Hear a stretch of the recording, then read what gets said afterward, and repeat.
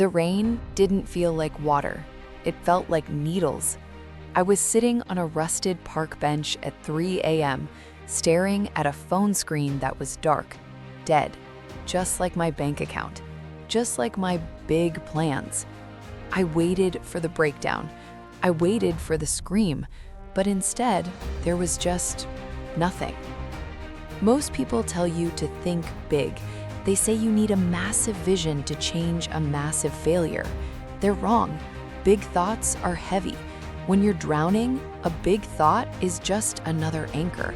I didn't need a vision. I needed an inch. I looked at my hands. They were shaking. I told myself, stop shaking for 1 second. Just one. That was the first 1%. I didn't realize it then. I just wanted the shivering to quit.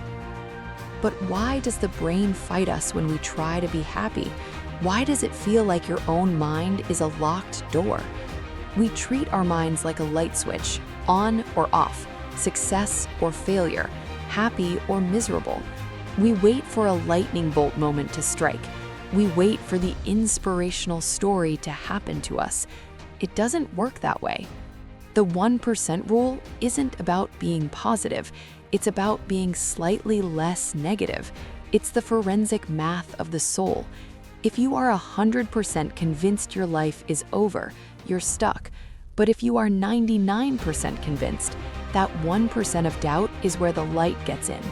So how do you find that 1% when the world is screaming that you've already lost? I started small, pitifully small. I didn't wake up and say, I am a champion. I woke up and said, I will make the bed. The sheets were tangled, a mess of gray cotton. It took 2 minutes. I stood back. The room was still a disaster. My life was still a wreck. But that bed was straight. 1% better. The next day, I didn't fix my career. I fixed my morning coffee. I sat, I drank it. I didn't look at the news. I just tasted the bean, the bitterness, the heat. For 3 minutes, I wasn't a failure. I was just a man drinking coffee.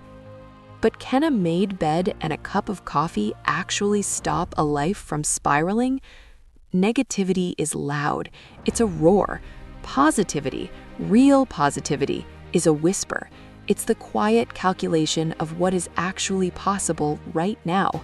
If you improve your thoughts by 1% every day, you don't just get 365% better by the end of the year. It's math. It compounds. You become a different person entirely. The version of you that couldn't get off the bench becomes a memory, a ghost. I stopped looking at the mountain. I started looking at my feet. Left, right, breathe.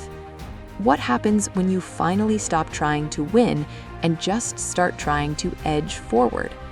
3 months in, the 1% rule was no longer a chore, it was an instinct. I was at a job interview, a low-level position, nothing fancy. The old me would have been terrified. The old me would have thought about the bills, the debt, the shame. The new me? I just focused on the next sentence. I focused on the 1% of the conversation I could control. My posture, my eye contact, the way I said hello. I didn't try to get the job. I tried to win the first 30 seconds. Was it enough? Or was the hole I dug too deep to climb out of? I got the call 2 hours later. You're hired.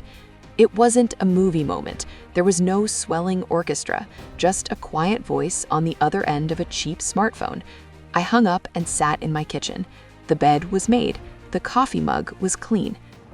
The discovery isn't that thinking positive makes life easy. It's that thinking 1% better makes life manageable. And manageable is where the magic starts.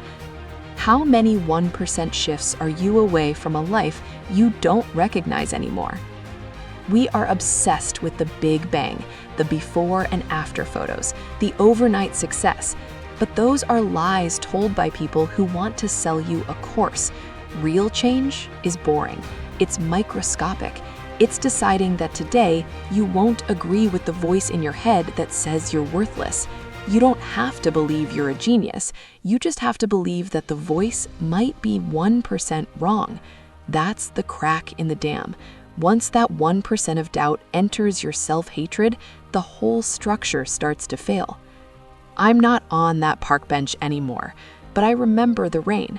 I keep a picture of that bench in my head, not to stay sad, but to remember that the distance between that man and who I am now was just a series of single percentages.